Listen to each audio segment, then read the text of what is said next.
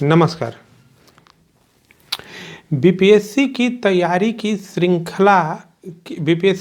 की वीडियो श्रृंखला के इस चौथे वीडियो में आप सबका स्वागत है।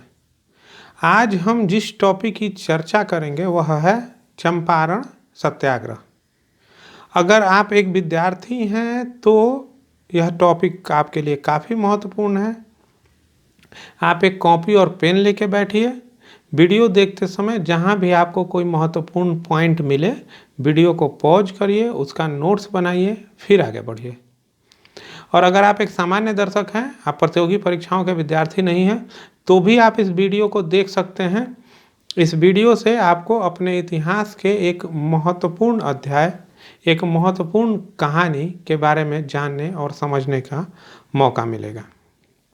ठीक है, तो शुरू करते हैं। बात 19वीं सदी की है। तब बिहार के उत्तरी जिलों, खासकर चंपारण का वातावरण नील की खेती के लिए उपयुक्त होने के कारण अंग्रेज बागान मालिकों ने वहां नील की खेती करानी शुरू की। आम बोलचाल की भाषा में स्थानीय लोग उन अंग्रेज बागान मालिकों को नीलहे गोरे साहब, यानी कि नील की खेती कराने वाले गोरे साहब कहते थे।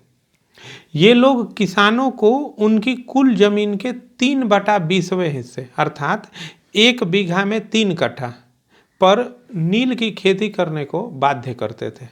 इसलिए इस सिस्टम को 3 कठिया प्रथा कहा जाता था। मतलब कि सवाल आए कि 3 कठिया प्रथा में किसानों को कितनी जमीन पर खेती के लिए बाध्य किया जाता था, तो 3/20वें हिस्से पे।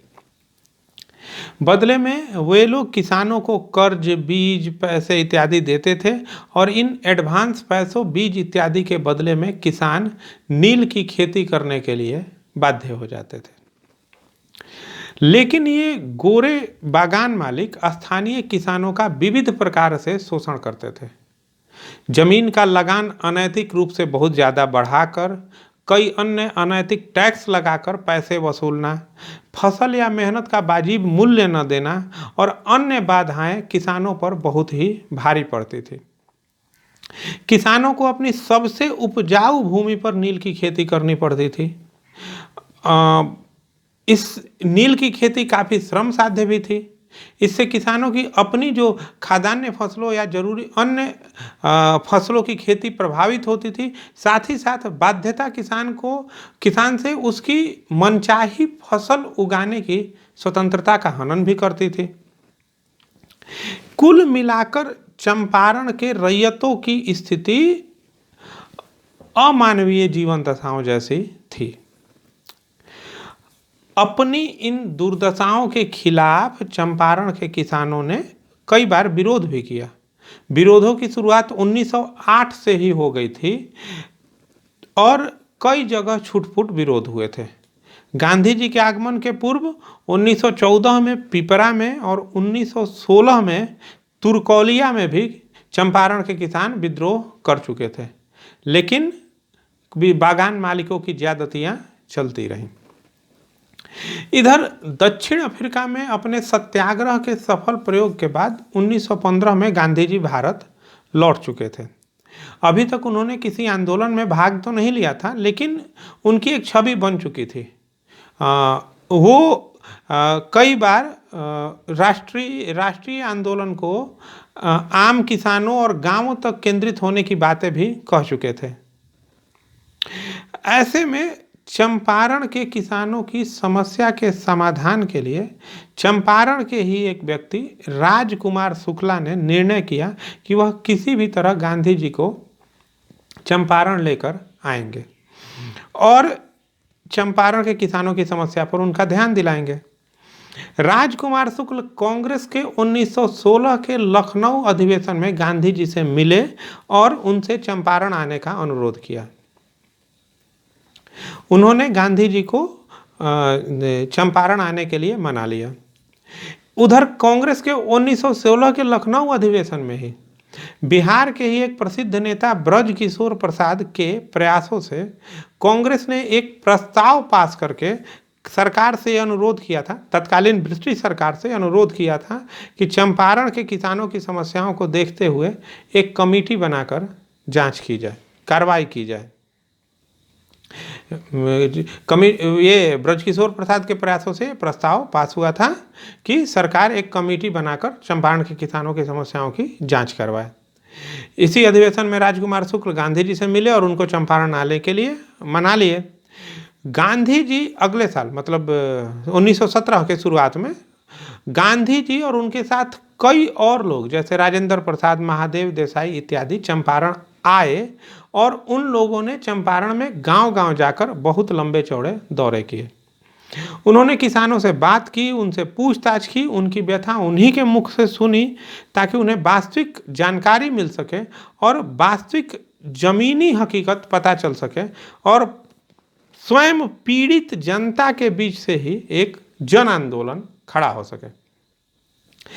आखिर में गांधी जी के इस भारत में प्रथम सत्याग्रह या प्रथम जन आंदोलन अर्थात चंपारण सत्याग्रह से बाध्य होकर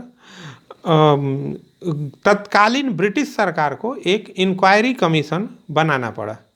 इस इंक्वायरी कमीशन में गांधी जी भी एक सदस्य थे, एक सदस्य के रूप में नॉमिनेट किए गए। गांधी जी भी इसके एक सदस्य थे।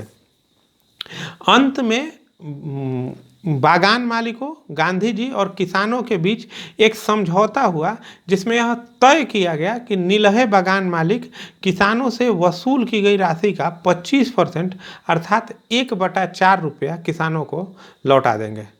इस तरह से भारत में गांधी जी का पहला जन आंदोलन एक तरह से सफल हुआ। अब देखिए, गांधी जी के आलोचक इस बात के लिए गांधी जी की आलोचना करते हैं कि उन्होंने 1/4 रकम लौटाने पर ही समझौता क्यों कर लिया। लेकिन गांधी जी ने इस बात का जवाब ये दिया कि इतना रुपया ब्रिटिश नील बागान मालिकों से वापस ले लेना ही उनकी एक बड़ी हार थी और इस हार ने उनकी पोजीशन, प्रतिष्ठा और धौंस को काफ़ी नुकसान पहुंचाया था। और जैसा कि अक्सर गांधी जी के आकलन सही होते थे, इस घटना के 1 दशक के भीतर ही नीलहे बागान मालिकों को चंपारण जिला छोड़कर जाना पड़ा। अब देखिए, गांधी जी के आलोचक चाहे जो भी कहें, लेकिन इतिहास का हर निष्पक्ष विद्यार्थी ये जानता है कि उस जमाने में अंग्रेजों से 1/4 रकम भी वापस ले लेना एक बड़ी बात थी और इस कारण हम यह कह सकते हैं कि चंपारण का यह आंदोलन सफल हुआ था। और ऐसा नहीं था कि गांधी जी के चंपारण यात्रा का विरोध नहीं हुआ था। अंग्रेज शासकों ने उनके चंपारण आने का विरोध किया था और उनके मोतिहारी पहुंचते ही उनको चंपारण छोड़ देने का आदेश दिया गया था। लेकिन गांधी जी ने इस आदेश की अवहेलना की और कहा कि वो इसके लिए जेल जाने को भी तैयार हैं। इस प्रकार शुरुआत में ही गांधी जी ने सत्याग्रह और सविनय अवज्ञा की भावना का परिचय दिया था।